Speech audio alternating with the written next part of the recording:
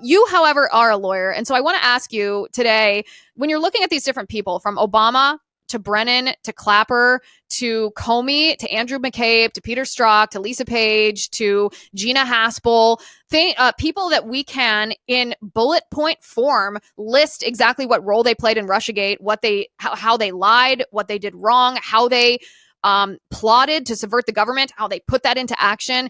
Can you walk us through some of the likely charges? Because I got to tell you, there's a report by Paul Sperry that is confirming some of my fears from last week, and I hope this isn't true.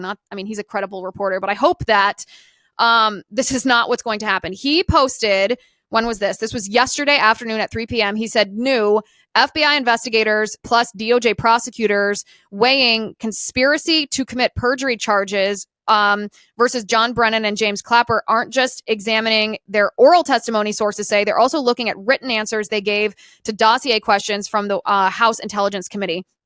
And I got to tell you, Hans, I said last week, right after Tulsi Gabbard declassified that House Intel report, I said, I do not want to see piddly little perjury charges, a slap on the wrist, essentially, for these people who attempted to stage a coup attempt against a duly elected president using false information that they knew was false and weaponizing the government against us, we the people. I want serious charges.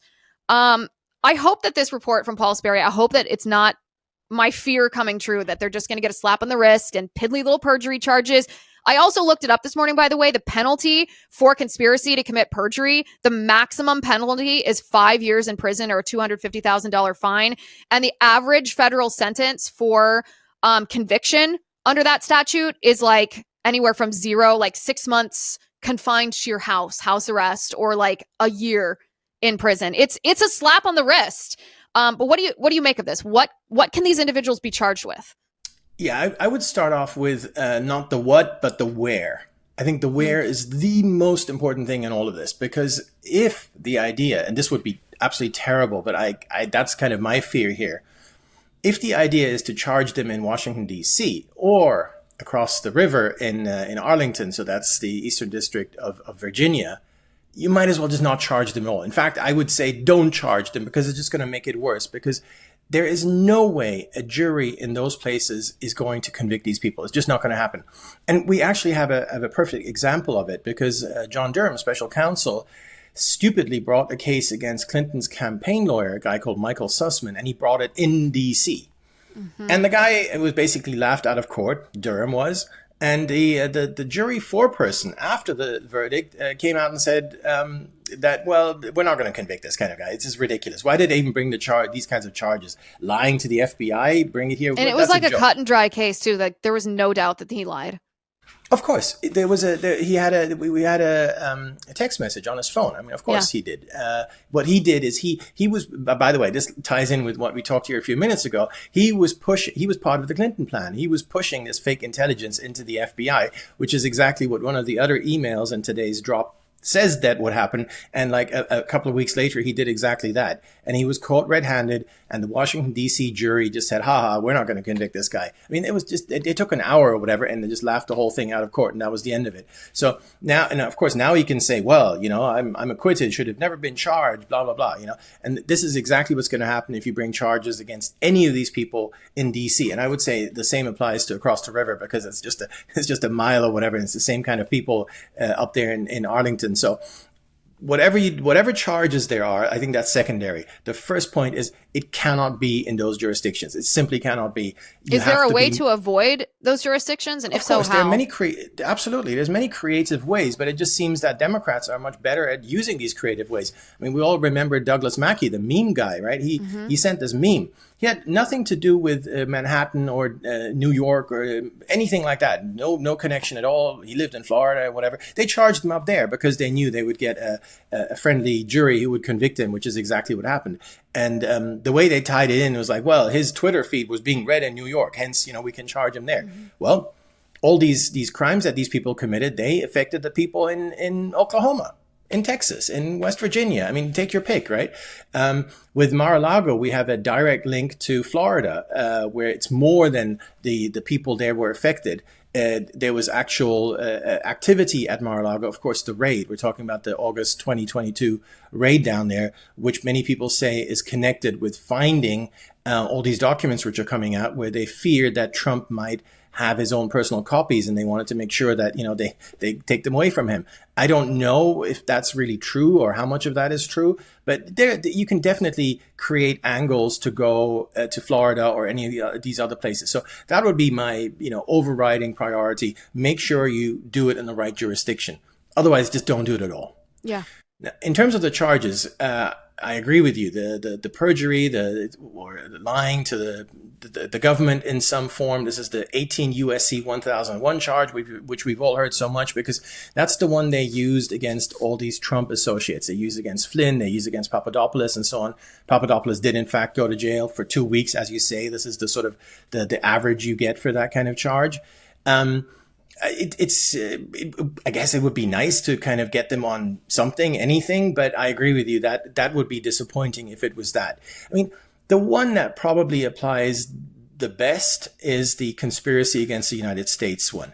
That's a very broad one. And what it basically entails is you are hindering the government in its normal legal function. You are somehow impeding the government from functioning. So this is very broad, but you can definitely fit it to these facts, because what these people did, like say, let's take Brennan, for instance, when he made up that fabricated intelligence which went against what the actual intelligence said, namely that Trump was only elected because of Putin. That ruined Trump's presidency. That came out before Trump was inaugurated. And from that day forward, all the media ever said is like, oh, he's only president because of Putin. I mean, that was a huge, huge problem for Trump throughout his first term. They never expected him to do this, immense, incredible comeback. But, that's a different story. So they ruined his first term. That is impeding the functioning of the U.S. government. So this is a very easy way of fitting it into that particular statute. So that's the one I would go for. And that one has a particular advantage as well, aside from being able to fit the facts very well. It's the fact that it's a conspiracy statute. That means that any time anyone did anything to further the conspiracy, you restart the clock. So with all these federal charges, or almost every single federal charge, there's a 5-year time limit. Not a 5-year time limit from when you first found out about the crime having happened. No, from when it actually took place. Now, most of the things we just talked about are like July 2016, December 2016, and so on. So that time limit has run. We're way beyond 5 years. Can't do anything about that. Can't bring charges.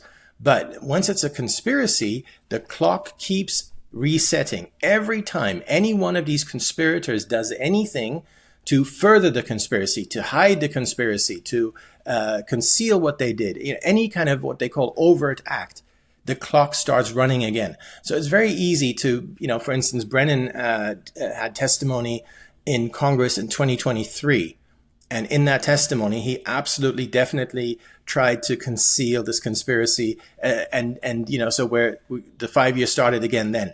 And so would the New York Times op-ed even count towards that, since they're trying to cover up with this op-ed, they're trying to cover up what they did?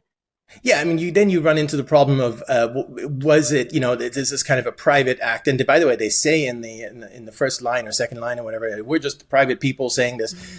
Yeah, I mean, you could make that argument as well, but I think we have plenty of kind of official or under oath acts, specifically talking to Congress in the past 5 years, that would easily extend the clock.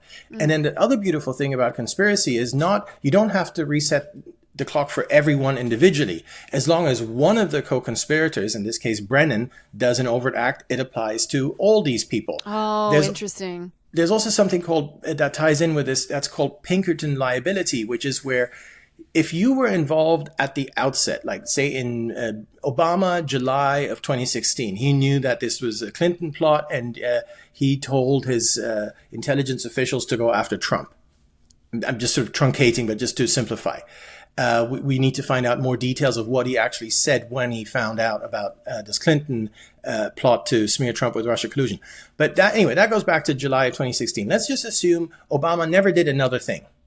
Okay, so it's been 9 years or whatever. Well, because he was part of that original conspiracy, again, assuming that he said something to the effect of what I just said, then anything the others did in the meantime would also count for Obama. So he would be dragged into that as well, even if he had nothing to do with that. You have the sort of the famous analogy of the bank robbery where, you're just a getaway driver and you didn't even know there were guns involved and you just wanted some money. But then people get shot and other horrible things happen. Well, you're liable for all of that, even if you were just a getaway driver. Mm-hmm. So that's kind of roughly what we're talking about here in terms of pulling in people like Obama and others who may not have been, acting any overt way for the past, 8-9 years. Well, they'd still be liable given what they did to begin with. What about the immunity thing, executive privilege or the presidential immunity? President Trump actually referenced last week, he said Obama's going to be hard to get because of the Supreme Court ruling in my favor on presidential immunity. And he, quipped that Obama has him to thank for that.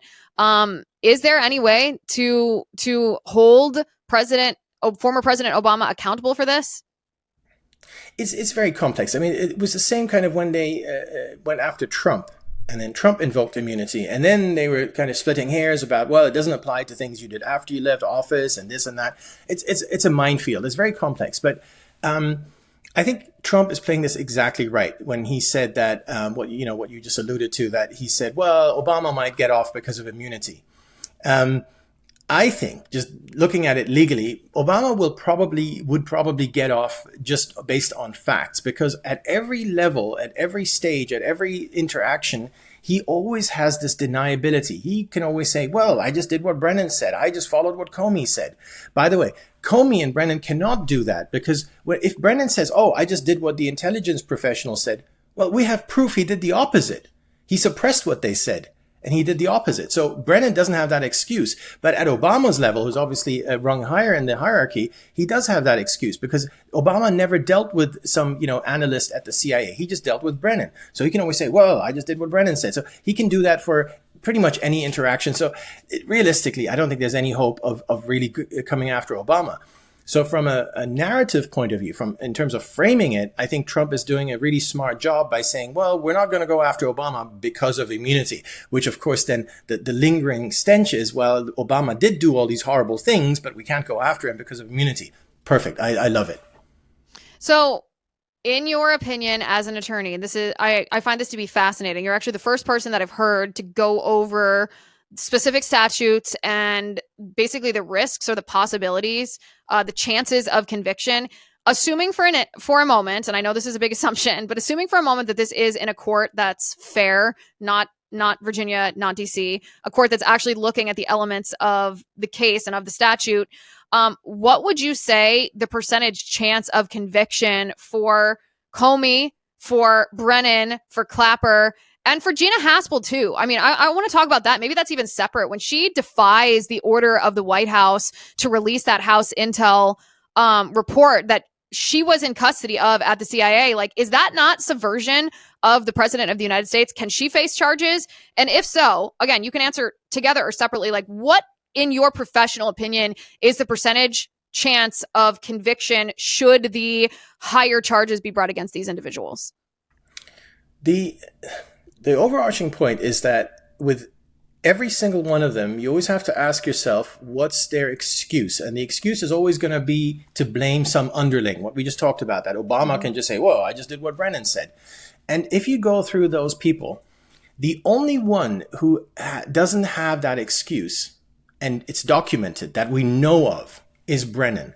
Because we know of the document that was released last week, which is the House Intelligence Report, which again, it has the footnotes, it has the exact words, it has the extracts, it has the documentation. We can prove that Brennan defied these professionals. He defied the advice and he went the other way. There's a very interesting footnote, and I wonder whether that was put there kind of on purpose for someone now to pick up and run with. And that footnote says that there were reports that Brennan didn't want to get published. So even though the process within the CIA is that you file them somewhere and then then they're somewhat part of the record, he stopped that from happening because those reports went against his narrative. They were that Putin did not want to get Trump elected, so he didn't want those in there. So instead, it was 14 of them, right? Well, that's right. But he picked out 2 or 3 that he didn't. The footnote basically says he picked out a few that he absolutely did not want on the record. Yeah. And completely unprecedented what he did there. And again, it's proven that it's documented. So there you are talking about actions on his part, which he cannot blame on some underling. The underlings actually wanted to just follow the process and put this thing in the record, and he didn't want that. So that's very, very bad for him. Overruling his professionals in terms of their assessment that Putin did not want Trump elected, said, no, we're not going to do that. We're going to do the opposite. That is something he cannot blame on anyone else. Now, as for Comey, I think he's kind of smarter than Brennan. Unfortunately, I hate to say it, but we saw that play out, in 2017 after he was He's a wily fired. character, is how I would describe him. Very, very slimy, weaselly. It's just that kind of seems to be his nature. Yeah. Anytime he said anything, like there was that one time, it was during COVID. I think it was September 2020. He had been called to Congress to testify about all this stuff. Everything was, I don't recall, I don't remember. And you really, alluded to this earlier. He is going to be harder to pin down. Again, all of these people are looking for someone else to blame. That's always going to be the same modus operandi, which, by the way, is why it's so difficult to nail down mafia bosses, because mafia bosses always have underlings, and the underlings have underlings of underlings. And, you work your way down the chain. It's literally the analogy that I made earlier in the week. I was calling Obama the boss and Brennan the underboss. And Gina Haspel, the enforcer, because that's how this whole conspiracy was structured. Correct. And with Haspel, Haspel is a very interesting case as well, where obviously she was right at the center of when all this started in July of 2016, because she was the CIA station chief in London, sent there by Brennan. How on earth she got to be Trump's CIA chief, anyway. And she then referred this fake tip from the Australians to about this Trump advisor called Papadopoulos, which then supposedly kicked everything off. But the whole thing was just a totally, just feeble crap. She was the one who referred it. I can't say I know that was that she was part of a plot or whatever. I don't know, but it's very notable that she was there at that time. Very, very strange. But we do know what you said here a few minutes ago, that in 2020, when all this stuff was supposed to come out, and John Ratcliffe was the DNI at the time, and she was the CIA chief, she suppressed it. She made sure it wouldn't come out. Now it's 5 years later that we have to, wait for an additional 5 years. Now, can she blame her actions? We don't know the details of her actions because all the documents haven't come out yet, but can she blame that on some underling? Can she say, oh, the underling told me we can't release this because of this and this? Or is it more like Brennan, where she personally made that decision, and the fact that happened is documented? Maybe some underling took some notes. Maybe an underling sent themselves an email at the time saying, Gina Haspel refused to release, or, whatever. Having an email from the time would be fantastic. So I think in her case, we don't know enough yet. I think you mentioned Clapper as well. So I said Comey, Weasel, probably not going to be. He's probably just going to weasel his way out of stuff. This guy Clapper. The FISA stuff. Well, hold on just a second. I want to talk about Comey for a second, because I mean, obviously he's a weasel. He's such a wily character. He pretends ignorance all the time as a way of not allowing himself to be on record saying anything culpable in any way. But what about the fact that he was aware that the Steele dossier was fake, and he used the Steele dossier as justification for the FISA court warrant against Carter Page? Can he not be held accountable for that? Yeah, that, and as I'd say what is perhaps even worse is briefing Congress. So after he knew that the whole thing was fake, the so-called primary subsource, this guy called Igor Danchenko, the guy whom Steele used as his patsy, like, oh, I don't know. Steele said, I don't know anything. This is this Danchenko guy who told me. Well, the Danchenko guy told the FBI in January of 2017 that this is all just gossip, rumor, made up, just drunken bar talk. These are the kinds of terms he used to describe it. So at that point, the whole thing collapsed. And yet, Comey not only signed off on these FISA warrants, but in my view, even worse, he then went to Congress and just outright lied. He just said, no, this source is super reliable, and this has all been, most of it has been corroborated, and just total lies. And as we just found out from last week's drop, the one that we keep talking about, the House Intelligence drop, he lied to Reince Priebus. So Comey went to the White House in February of 2017, and by the way, lying to Reince Priebus is lying within, the sphere of the U.S. government. So absolutely perjury. He was chief of staff at the time. Reince Priebus was. Correct. He was chief of staff, and Reince Priebus, probably a bit of a soft character, but at least I think he was trying to do the right thing, going, directionally he was correct. So he said, "Hey, Comey, what's going on? What's with this Steele dossier? Why the hell is that? Why are you even talking about it? It's just garbage. It's rubbish." And then he told Reince Priebus all the same lies. No, it's been corroborated. Oh, no, the source is super duper trustworthy and so on. All the things that he knew to be lies. Now, how is he going to wiggle his way out of it? Well, first of all, he's going to wiggle his way out of it by saying, oh, this is more than 5 years old, what we talked about earlier. Okay, can we make it a conspiracy? Maybe, because we can say, well, he was conspiring with someone else to advance these lies, and hence the clock is being reset, and so on. But I would just be... I'm just a bit pessimistic as far as he's concerned, because even with the lies to Reince Priebus, given what we know about Comey, given what the sort of operator he is, I kind of expect he has some excuse already lined up. It's like his brain works overtime figuring out how he's going to cover for himself. So, when I told Reince Priebus, it was actually Peter Strzok. Peter Strzok told me beforehand, or, just something, whatever. Blame some underling. I just assume he's always got some kind of excuse, whereas Brennan, what we just mentioned earlier, he just did it in a more kind of clumsy way, and it's documented, and that's very bad for him. I still think we should try to get Comey, because Comey was also he didn't just brief Congress, he also briefed the president on. Yeah. I mean, it was Comey who briefed the president. I think it was January 7th of 2017. So before when President Trump was President-elect Trump, he briefed him with that fake ICA, and then he leaked it to CNN. This is when the media firestorm about Russia collusion started, because of Comey briefing Trump with that fake information. Yeah, no, absolutely. Look, I'm not saying he shouldn't be charged, or that I don't want that, or whatever. I'm just assessing the kind of probabilities here. So out of all the people you mentioned, I think Brennan is by far in the most trouble, just because of what we know. And again, this is based on what came out last week. Now, I don't know if there might be other documents to do with Comey that are equally as bad. That would be great. We just don't know if they exist. And my prediction is that they don't exist because Comey is just because he's smart enough to cover his tracks. That's right. Right. Yeah. There's not going to be rocks written on the beach that say, I did it, from James Comey. He's gonna be a little more wily than that. What about Clapper? Yeah, Clapper is one of those that I assume is just not that smart. He seems to be more of, even though he was supposedly the nerve center because he was the director of national intelligence. So he was supposedly, by the way, that position was created after 9/11 to sort of pool all the intelligence that, we all know what the right hand knows, what the left hand does, and so on. But if you look at how this story unfolded, if you look at the documentation that came out, in particular, again, I keep talking about the House report from last week, which is so powerful. Again, that was Kash Patel and a few others, Derek Harvey and so on, who were behind that one. Really, really great work they did.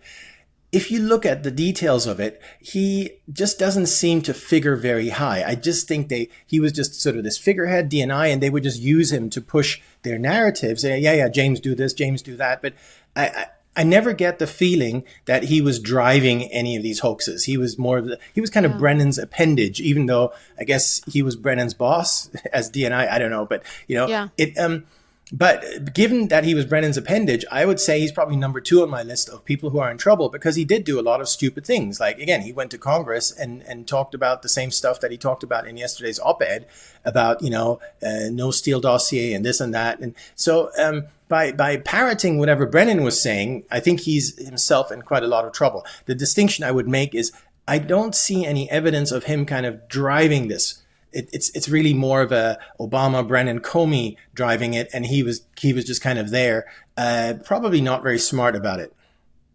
Well, being complicit makes you equally culpable. Listen, I'm going to say what I said before. I hope that report from Paul Sperry does not give us the holistic view of what the Department of Justice and what the FBI are working on right now.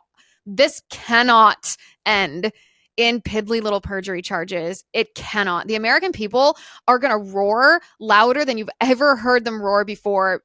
I mean, especially in the wake. I mean, all of this seemed to happened, the declassification of the House Intel report by Tulsi Gabbard, happened on the heels of the Epstein files scandal. And I don't think that timing was a coincidence. I think that the White House understood that the reason why Trump's base cared so deeply about the Epstein files was because it represented to us, or it represents to us, justice. We voted for Trump because we want justice. We want justice for COVID. We want justice for January 6th. We want justice for Russiagate. We want justice for the phony Ukraine impeachment. We want justice for the FBI weaponizing the government against parents who didn't want their children indoctrinated with critical race theory and trans ideology. The FBI calling arresting pro-lifers for praying outside abortion clinics, for calling Catholics domestic terrorists and violent extremists. We want justice for all of these big things. And we haven't seen justice for the big things yet. Not that the Department of Justice hasn't done some good stuff. They have. I support what they've done so far, but for the pivotal things, we haven't seen justice. And so the Epstein files started to represent justice to us. And when that became the debacle that it still kind of is, DNI, Tulsi Gabbard, released the Russiagate stuff, and we are rightfully focused on this because it actually is more important than the Epstein files, which is kind of the point of the argument all along. But the American people, President Trump's base, are not going to be satisfied by piddly little perjury charges. We're not going to be satisfied to see John Brennan go to jail for 2 weeks, like you mentioned George Papadopoulos did, because he is convicted on a perjury charge. It's just not going to cut it. Sometimes people tune out of the news for so long, they might even miss the fact that Brennan went to prison if it's for 14 days. They want actual accountability. And I feel like it's a big question mark in the sky. It remains to be seen if we're going to get that from President Trump's Department of Justice. It does. Now, unfortunately, there's one tiny little thing, which is, to me, not so tiny, but that I always think of in respect of like what's really going on and how many of these kind of Obama people and so on are still working there, and how many of them are kind of hampering the process. And so there's a strike team which is supposedly looking at this, but we don't know who is on that strike team. And I would say it's extremely important to have someone on there who is fearless, who is not influenced by, anything else, any niceties or any of these Obama appointees or whatever else is going on. We talked earlier about that Susan Miller, who was obviously in the CIA. I mean, how many Susan Millers are there in DOJ right now? Probably a lot, A lot. How many of them have something to do with this particular issue right now, trying to prosecute these people? I don't know. I hope none, but I don't know what's going on in terms of the personnel. But one thing I do know, and that is very frustrating, is, very few people know that there is still a Mueller case that is still being prosecuted right now. And it's just unbelievable. I honestly thought on January 20th, this year, that at least that can all be done now. No more Mueller cases, no more of that rubbish. And they're still prosecuting a Mueller case. I think that's probably because no one's aware of this being, this going on. This isn't the FARA section. The FARA section is apparently still being run by the old guard, the guy who brought the case. Why is that the case? I don't know, but that's the name that I've seen. And probably just no one knows that this is still going on. And when you have examples of that, you have examples at the FBI. People complain that one of these January 6th pursuers was promoted in a high position or whatever. I mean, you've got a lot of these examples throughout government. And I don't blame President Trump, and I don't really blame his administration, because you've got so many people. You've got so many Susan Millers all over the place. But in terms of this, as you say, this is important. This was a coup against the president. And I hope they followed through, and I hope they have the right people, to use Obama's term, on it. But yeah. I also hope they end this Mueller witch hunt. Just end it. Why do you still have Mueller cases in 2025? Yeah. Yeah, I think that you phrased that correctly, that sounds like a small thing, but it's actually not a small thing. And I think a lot of people aren't even aware that those are still happening. Well, I said this last week, and I think I have to say it again. This is Pam Bondi's big test. She failed with the Epstein files, and she has a chance. I don't know if I would use the term to redeem herself, but she has a chance to do something, which if she does correctly, I will be the loudest person giving her credit for actually enacting justice if she does it correctly. This is her chance. And we're waiting with bated breath to see exactly what the Trump Department of Justice will do when it comes to Brennan and Clapper and Comey and Haspel and McCabe and Peter Strzok and Lisa Page and all the rest. There's about 25 names, at least, of people who should face charges.